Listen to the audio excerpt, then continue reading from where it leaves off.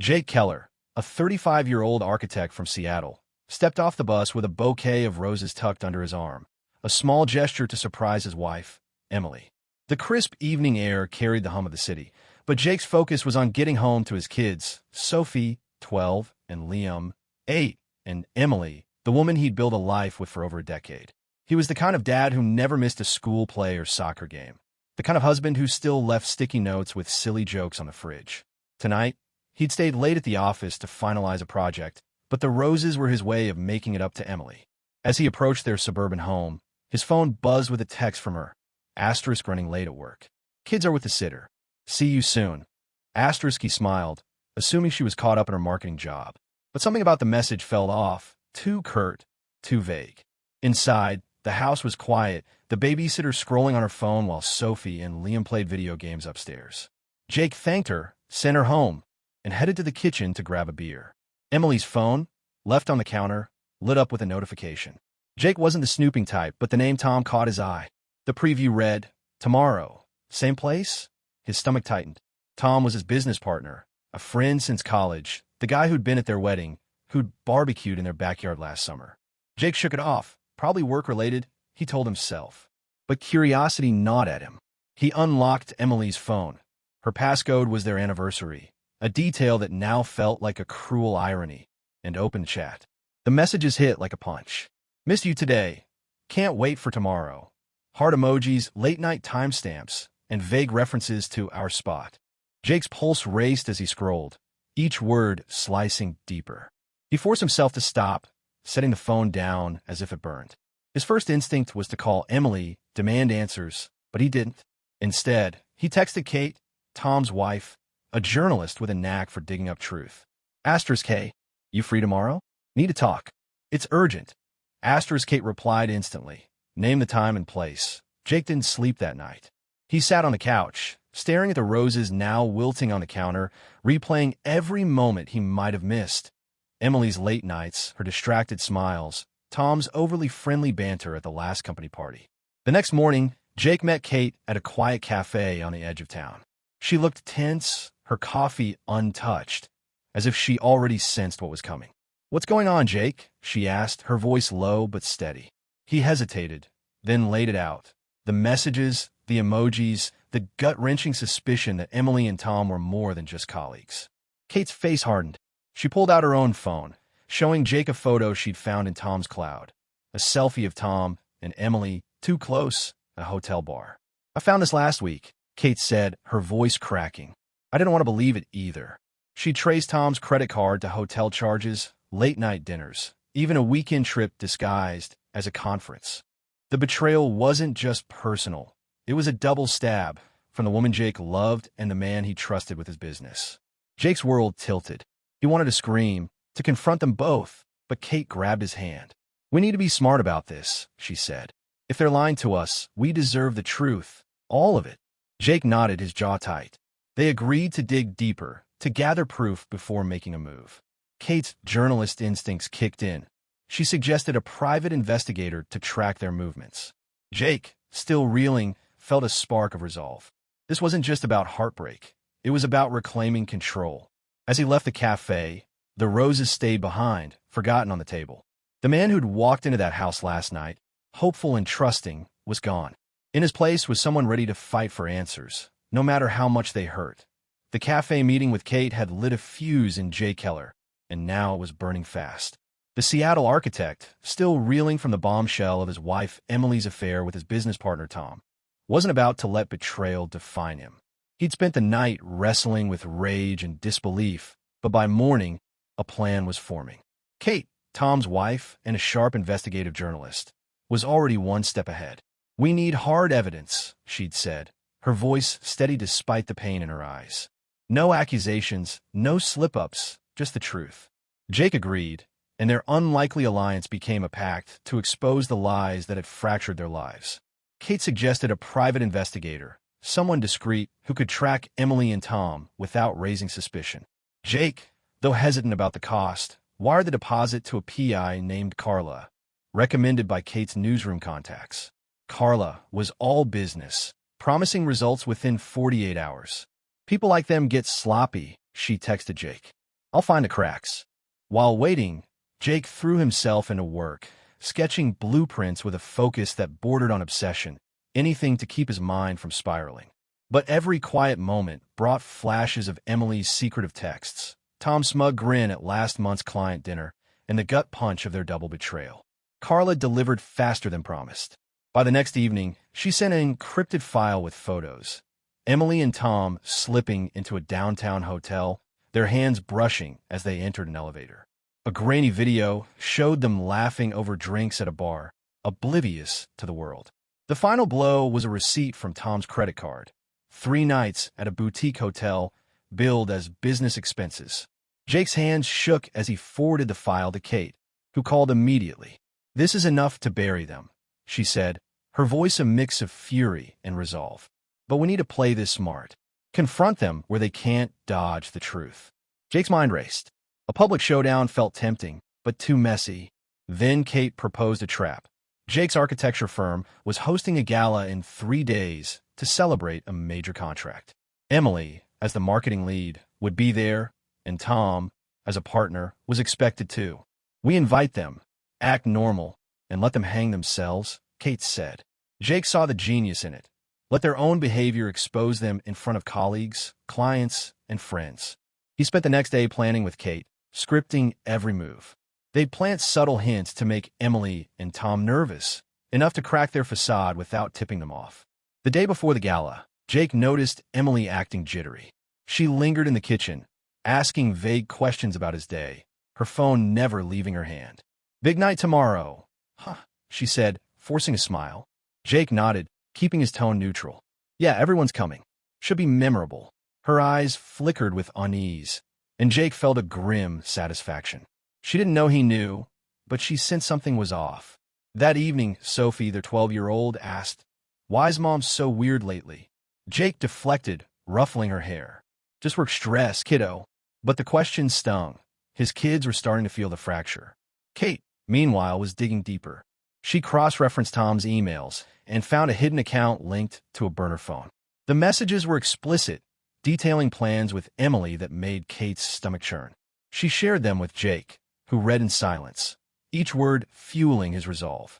"We're not just exposing them," he told Kate over a late-night call. "We're taking back our lives." The gala loomed, and with it, the moment of truth. Jake wasn't sure what he'd feel when he faced Emily and Tom, but one thing was clear. He wasn't the trusting husband anymore. He was a man with a plan, and he was ready to see it through. The gala was hours away, and Jake Keller's nerves were electric.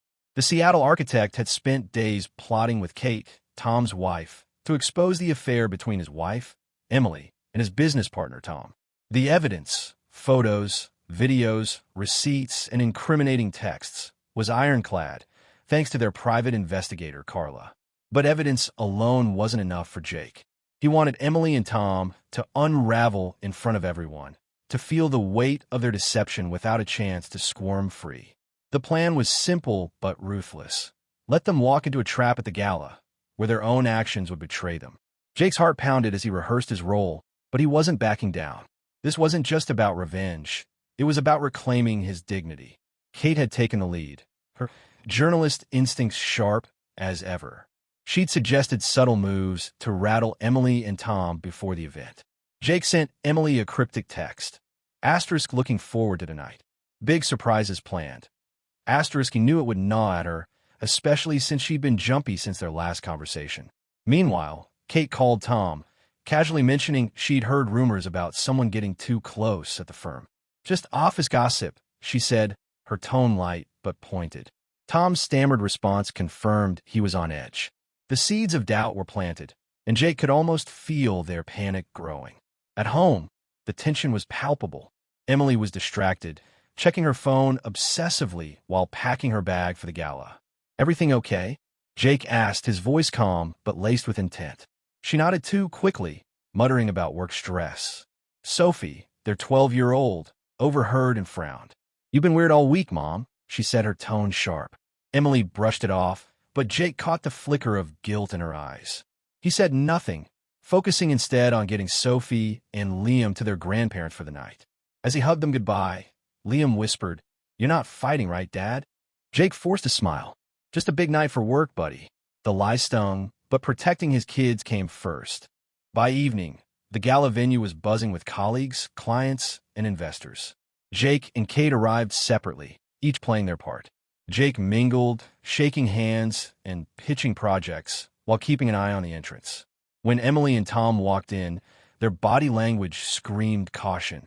They stood close but avoided touching, their smiles strained. Kate, stationed near the bar, texted Jake. Asterisk, they're nervous.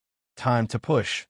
Asterisk, Jake nodded to the AV tech, who'd been briefed to cue a slideshow of the firm's recent projects. Hidden among the slides was a carefully edited clip from Carla's footage. A fleeting shot of Emily and Tom at the hotel bar, subtle enough to pass as accidental, but clear enough to spark whispers. As the slideshow played, Jake took the stage, mic in hand. Tonight's about celebrating our team, he said, his voice steady. But it's also about trust, something we've built this firm on. He paused, locking eyes with Emily, then Tom. The room was silent, the air thick with anticipation. The slide with the hotel clip flashed briefly, and murmurs rippled through the crowd. Emily's face froze. Tom shifted, his hand gripping his glass. Kate, watching from the sidelines, texted Jake. They're cracking. He didn't react, instead transitioning to a toast, but the damage was done. Colleagues exchanged glances, and a senior partner pulled Tom aside, his expression grim. Emily approached Jake after his speech, her voice low. What was that slide, Jake? Why was it there? He shrugged, playing dumb. Just a mix-up with the AV team. Why, something wrong? Her silence was deafening. Tom, meanwhile, was cornered by another partner, his excuses faltering. Kate slipped Jake a USB drive with the full evidence, ready to share if needed. The gala continued, but the atmosphere had shifted. Emily and Tom were unraveling, and Jake felt a surge of control. The trap was closing, and the final move was his to make. Jake Keller's pulse thundered as he stood at the gala's podium, the weight of betrayal fueling his resolve. The Seattle architect had orchestrated this moment with Kate, Tom's wife, to expose his wife Emily's affair with his business partner Tom. Their private investigators' evidence, photos, texts, hotel receipts, was loaded on a USB drive in his hand, ready to shatter the facade of lies. The gala, meant to celebrate his firm's success, was now a stage for truth. As colleagues and clients mingled, Jake's calm exterior hit storm. Tonight, he'd end the deception, but the cost would be steep. The plan had been meticulous. Kate, with her journalist precision, had suggested amplifying the pressure before the reveal. Earlier that day, Jake had left a vague voicemail for Emily. Big night tonight. Hope you're ready for surprises. Kate, meanwhile, had texted Tom, hinting at rumors about the firm that needed addressing. Their unease was evident when they arrived, standing apart, but exchanging nervous glances. Jake caught Sophie, his 12-year-old, watching Emily from the car before he dropped her and Liam at their grandparents'. Mom's acting strange, Sophie said, her voice uneasy. Jake reassured her, but the words felt hollow.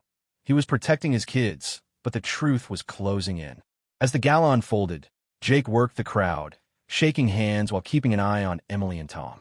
Kate, stationed near the stage, signaled the AV tech to start the slideshow of the firm's projects.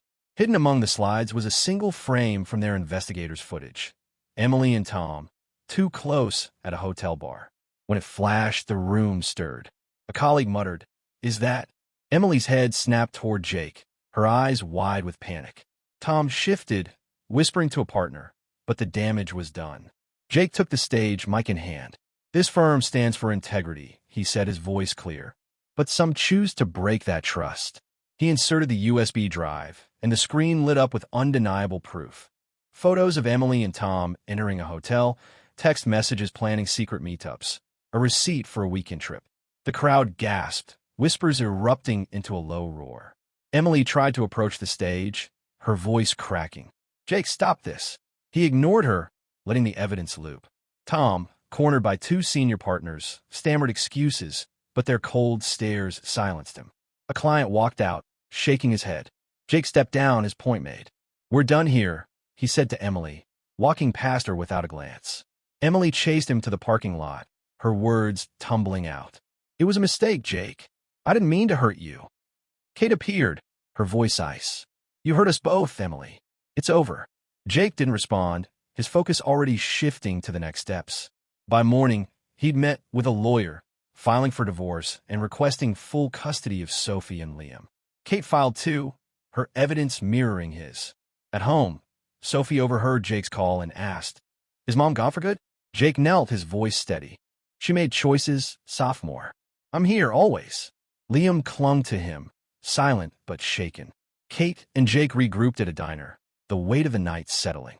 "They're exposed," Kate said, her tone resolute. "Now we rebuild." Jake nodded, the pain still raw but tempered by a growing sense of freedom. The gala had stripped away the lies, but also laid bare the cost. His kids' trust, his shattered partnership. Yet, with Kate's shared strength, Jake saw a path forward. The truth had set them free, but the real battle, rebuilding their lives, was just beginning.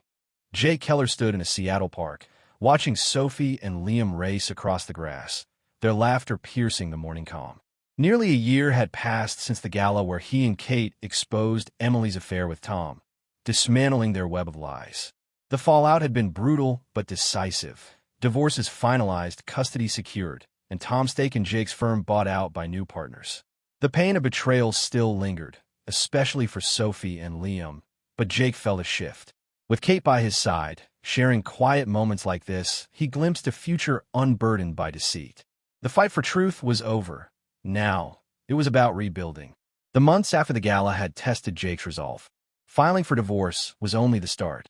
Emily fought for shared custody, but the court, swayed by Jake's evidence and Sophie's tearful testimony about feeling abandoned, granted him primary custody. Emily's visits with the kids were strained. Sophie barely spoke, and Liam clung to Jake, wary of his mother's apologies. One night, Sophie found a hidden note in Emily's purse during a visit, a scribbled apology from Tom, begging to try again. Sophie showed it to Jake, her voice shaking. "She's still lying, Dad." Jake hugged her, promising stability. "We've got this, sophomore." Kate, meanwhile, had severed ties with Tom.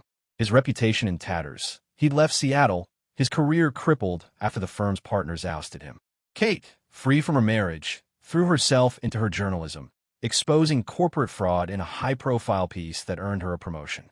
But her late-night calls with Jake became a lifeline, their shared pain forging a bond neither expected. One evening, over takeout at Jake's place, Liam asked Kate, "Are you staying?"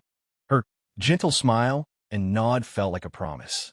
Jake noticed Sophie watching, her guarded expression softening for the first time in months. The turning point came when Emily requested a meeting at a neutral cafe. Jake agreed, bringing Kate for support. Emily, visibly worn, admitted her mistakes.